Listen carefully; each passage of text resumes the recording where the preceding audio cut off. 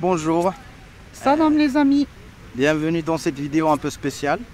Ouais, Ce qui devrait sortir aujourd'hui, c'était pas cette vidéo, c'était une vidéo de visite d'Azemour qui était aussi filmée avant le séisme.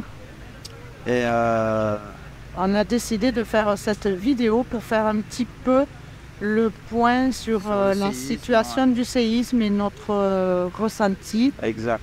après avoir... Voyager parce que, C'est ça. pour vous expliquer, on a eu de la famille de Valou qui est venue de la France et on a décidé de voyager avec eux et de les accompagner. Et on a voyagé, on a fait Essaouira, on a fait Marrakech, on les a Alors, récupérés à Marrakech. ouais. On les a pris de Marrakech à Essaouira. Après, on est revenu visiter Marrakech. Et c'est de là où, en discutant avec eux, avec d'autres personnes, elles avaient tellement peur, d'après ce qu'on montre dans les médias. En France, on va citer Déjà, la France. elles avaient l'image dans la tête que c'est détruite, alors elles avaient peur. Et ils te disent, on ne veut pas venir, on voit les pelles mécaniques et tout. Et le truc, c'est qu'on nous, on est arrivé pour les recevoir. On était choqués. Il n'y a rien de ce qu'on voit dans les médias. On ne dit pas qu'il n'y a pas le séisme. Il y a le séisme, il y a des cas. Il y a des morts, il y a des victimes. Mais la façon qu'on le médiatise, c'est horrible. Oui, parce qu'en fait, voilà, quand au début, elles voulaient annuler le voyage parce que la famille était inquiète. Donc, elles sont venues parce qu'elles savaient qu'elles allaient être avec nous. Mais on a bien senti qu'elles n'étaient pas prêtes à rester sur Marrakech par peur de tout ce qu'elles voyaient donc, en France. Donc, on a dit, on ne va pas insister, on ira sur Essaouira. Comme ça sera beaucoup plus détendu. Et on est revenu pour la dernière nuit à Marrakech. Nous avons donc fait, la route El Jadida, Marrakech, sans aucun problème. Pas d'embouteillage, pas de problème. Marrakech, Essaouira, et pourtant on a traversé Chichaoua. On a traversé Chichaoua qui est aussi avec El Haouz, qui sont à côte de la région touchée. On n'a vu aucune maison tomber. Et donc arrivé à Essaouira, tout est normal. Par contre, du coup, on pense que Essaouira a donc récupéré les touristes parce que Marrakech est vide. Vide de touristes. C'est un truc de dingue. Même hier, on a dîné dehors à 10h30, les gens ferment. À 10h30, Marrakech, c'est le choc, quoi. C'est 10h30 que ça commence à vivre, Marrakech. Et il n'y a plus de touristes. Il y a beaucoup d'annulations. Nous sommes le samedi soir. Et on peut dire que pour un samedi soir, la place est déserte. Il est 21h, hein. Il n'y a pas grand monde et pas beaucoup de touristes. Non. Par contre, la place, elle n'est pas cuite comme on la médiatise. Elle n'est pas du tout touchée. Il y a une mosquée qui a tombé, il y a dans des ruelles une ou deux maisons, mais ça n'a rien à voir avec ce qui passe dans la télé, quoi. Alors là, on va voir la Koutoubia. Qui apparemment dans la télé, ils ont dit qu'elle était tombée ici, là. Elle est juste touchée de derrière, mais devant, elle est pas touchée, elle est toujours allumée, elle existe toujours. Les riads, il y a plus de touristes, comme le riad de notre amie Christine. Il y a beaucoup d'annulations. Ouais. C'est vraiment con. Et on ne comprend pas pourquoi les médias, on le sait pourquoi, mais pourquoi ils font ça? Pourquoi mentir? Non, mais ne pas montrer la vérité. Oui, parce qu'en fait, on a l'impression que dans les informations, alors on parle de la France parce qu'après, on vous montre que les décombres, quoi. Personne ne vous dit, parce que la Koutoubia, vous la voyez derrière nous. Mais il y avait des infos que la Koutoubia, un morceau a tombé. Il est intact, la Koutoubia. Peut-être dedans, il y a des petites fissures, mais la Koutoubia, elle est là. Ouais. Le côté touristique de la ville, il n'est pas détruit. On peut visiter la ville, et même la Médina, comme vous voyez. Et il y a l'hôtel où il y avait mes parents à côté, dans la ruelle, il y avait un hôtel qui a tombé. Dans une autre ruelle, il y a une de maisons, il y a une petite mosquée dans la place. La place, elle n'est pas détruite. C'est tout ce qu'on a vu, hein. La place, elle n'est pas détruite. Ouais. Et je comprends pas, quoi. Est-ce qu'il y a une guerre envers le Maroc, le tourisme? Je comprends pas, parce que c'est dingue, c'est la saison, c'est la haute saison de Marrakech, septembre. C'est là où il fait beau, c'est là où viennent les touristes. Et ils ont tué la ville, quoi. Parce que c'est vrai, on disait que Marrakech, il faut la visiter, mais il y a des problèmes, il y a de l'arnaque, il y a de la pollution, il y a ça. Mais c'est pas une raison. Mais c'est pas une raison pour dégommer la ville. La ville mérite la visite. Et il faut la visiter, il faut juste faire attention à certains trucs. Mais tuer une ville comme ça, qui n'est pas touchée, je comprends pas. On sait pourquoi, parce que c'est vendeur. Parce que si vous dites le village Imlil, qui est vraiment un village rasé, les gens ne vont pas trop parler d'Imlil. Mais quand on dit Marrakech, la place, le Maroc, si, ça vend, ça fait de l'audience. Et qui fait de l'audience fait plus d'argent. Et nous, ça nous a choqués, ça nous a détruit le cœur de voir tout ça. Ça nous a touché vos messages. Aussi ça, c'est ce qu'on nous a fait réflexion. Pourquoi ils nous envoient ces messages? On reçoit des messages qui sont super gentils. On espère que vous êtes bien, sauvez-vous, mettez-vous à l'abri. Est-ce que même la Casbah de la dernière vidéo, est-ce qu'elle est toujours debout? Non, le Maroc est tout debout. Il y a quelques villages. Ok, on explique pourquoi on arrive au côté village, pourquoi les villages ont tombé. C'est pas un séisme qui a fait trembler le pays, tomber le pays, raser le pays.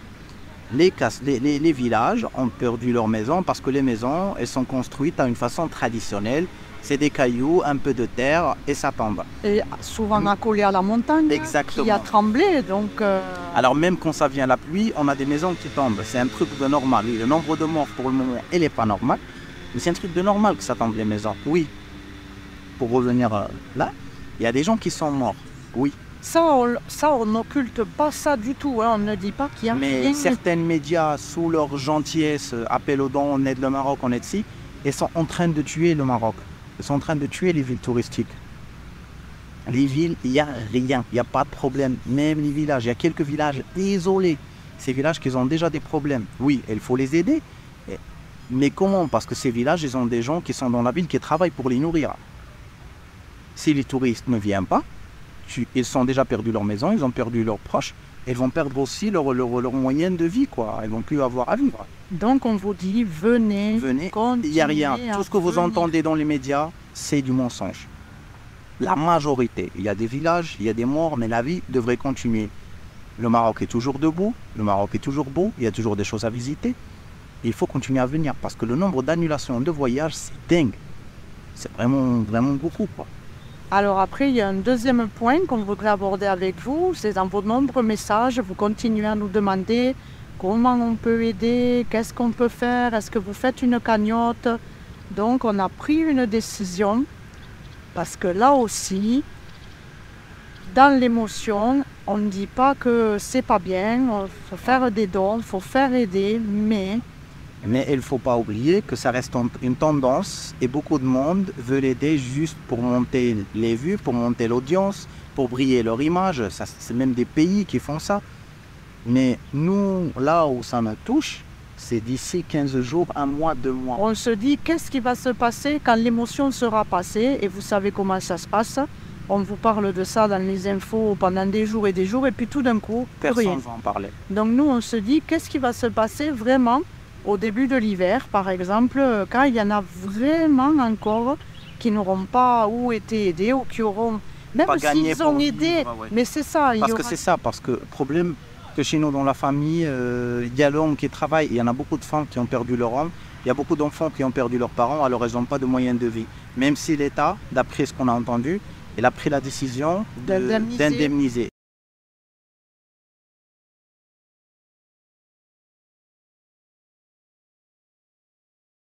Ça veut dire on ne va pas accuser l'État cette fois, et ils ont bien géré. C'est bien passé. Il faut que ça se mette en place, mais effectivement, donc... Qu'est-ce qu'on a décidé nous? Alors nous, on a décidé d'agir après. Après 2 mois, après 1 mois et demi, qu'on voit la situation, qu'on évalue la situation. Ouais. Et donc à ce moment-là, on se rapprochera peut-être de certaines personnes qui auront des besoins vraiment réels. Et à ce moment-là, on essayera d'intervenir, nous, à notre niveau, peut-être proposer notre aide. Même s'il y a d'autres personnes qui veulent aider, c'est ça. Et qui veulent participer à notre projet qu'on veut faire, ça fera plaisir que ce soit des gens qui nous suivent, que ce soit de la famille, que ce soit d'autres youtubeurs. On n'a aucun problème, on est prêt à faire ça. Et c'est quoi le projet? Qu'est-ce qu'on a décidé à faire après? Comment aider ces gens? Alors nous, on voudrait plutôt essayer de leur créer des petits projets, de les aider à créer des petits projets. Comme on peut, à notre échelle. Voilà, ou peut-être même quelqu'un, parce qu'on ne pense jamais aux animaux, aux ânes et tout ça. Si des gens ont perdu leur bétail, un mouton, un âne, des poules, c'est-à-dire d'essayer de les re-aider comme ça aussi. Et en fait, cette famille vivait avec leurs troupeaux. Ils gagnaient leur vie avec leurs troupeaux de chèvres. Et lors du séisme, le troupeau était dans la montagne. Tout le troupeau est mort, donc ils ont vraiment plus rien. Plus de troupeau pour gagner un peu de quoi vivre. Le but aussi de notre aide, c'est que ça soit, les écoles aussi, que ça soit une aide durable. Ça veut dire qu'on ne va pas donner maintenant 3 000 €, les acheter des habits, les acheter à manger, et d'ici 2 mois, ils n'auront plus à manger. Nous, le but, par exemple, qu'on trouve une famille, ou par exemple, je ne sais pas, j'imagine une femme veuve, qui n'a pas de mari, qui n'a pas pour gagner sa vie, par exemple, on lui crée un poulailler, qui peut faire des œufs, qui peut les revendre dans le souk et qui peut acheter avec ça des légumes, de la viande pour vivre. Au moins qu'il a des poules, qu'il a des œufs, qu'il peut manger ça. On trouve une famille par exemple, qu'on peut les acheter un mouton, 2-3 brebis qui font leur petit élevage, quoi. On trouve une famille qu'on les apprenne à faire par exemple de la menthe, un projet de menthe, parce qu'on consomme beaucoup de menthe et c'est un projet super facile pour vendre la menthe chez les petits marchands, s'il y en a autour d'eux dans les villages. C'est les idées qu'on a, aussi aider les écoles, c'est très très important. On va se rapprocher aussi de l'orphelinat, comme vous avez déjà parlé une fois, pour voir s'ils ont été touchés et s'ils auraient besoin d'une aide particulière. Mais parce qu'en plus, on s'est aperçu que c'est vraiment... Nous, on n'y pas tous les dons, mais il y a un déferlement de dons. C'est impressionnant, c'est des tonnes et des tonnes et des tonnes. Les aides, il y en a, c'est parce que... Le gouvernement va être obligé... Là même, elle a décidé, le gouvernement vient de décider, parce qu'il y a beaucoup de détournements. Il y a beaucoup de gens qui achètent un truc et qui filment les gens, voilà, j'ai aidé pour monter sur leur dos, pour briller leur image sur leur dos.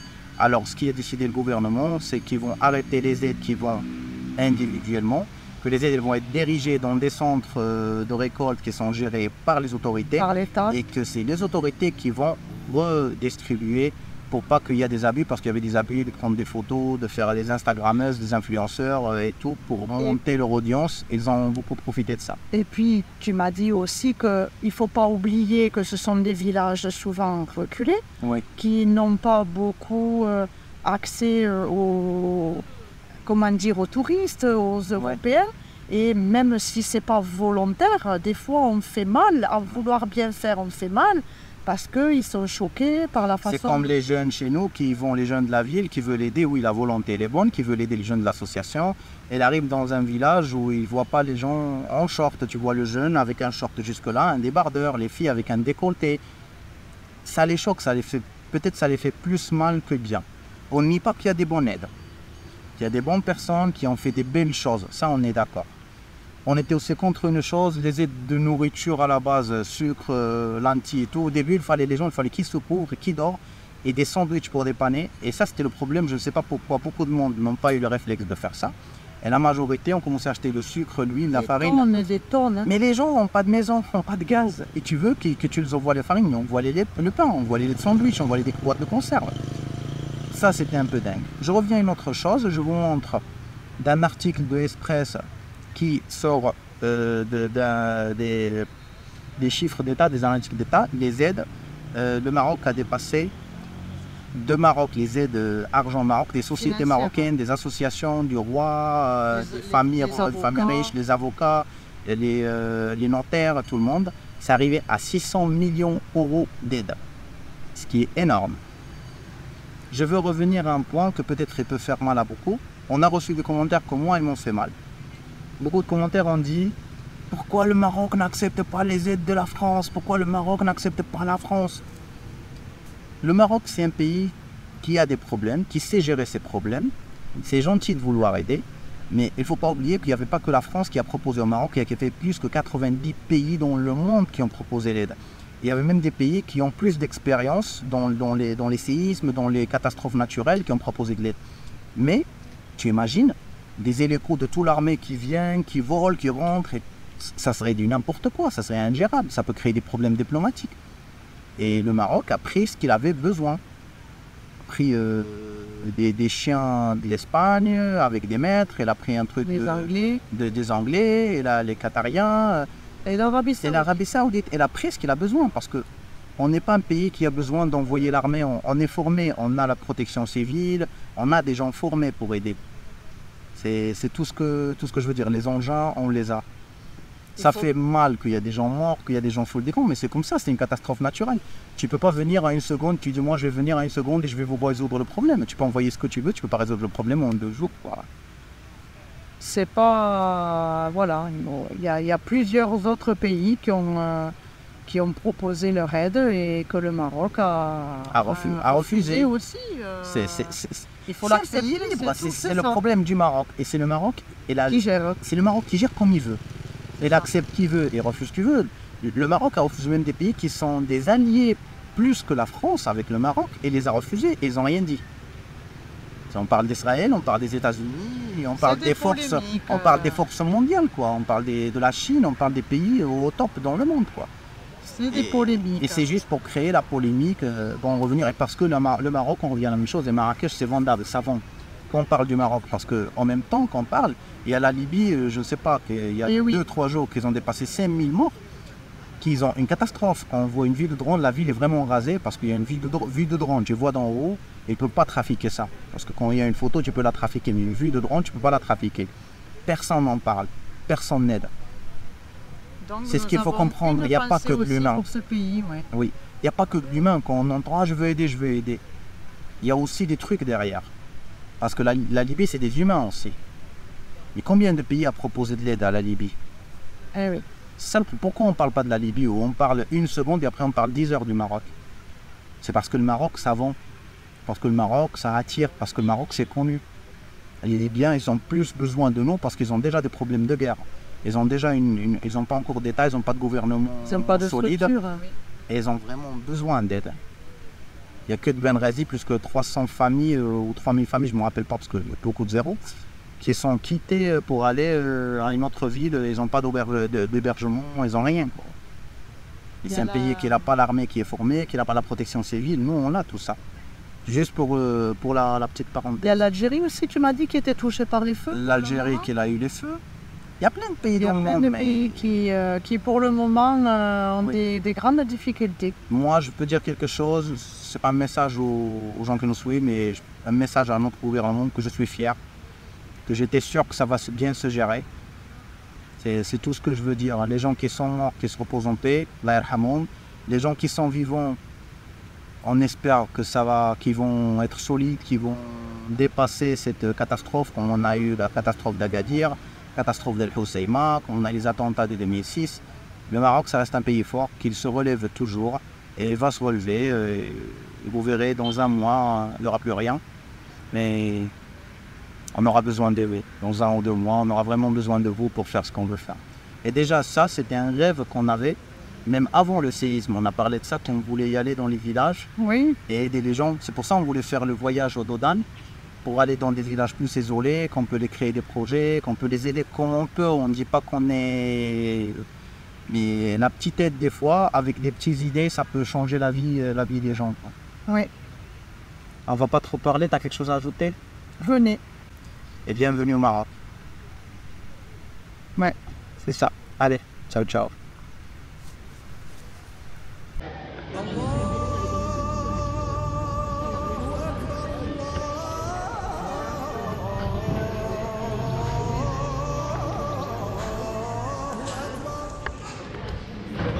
أشهد أن لا إله إلا الله أشهد أن لا إله إلا الله أشهد أن محمدا رسول الله أشهد أن محمدا رسول الله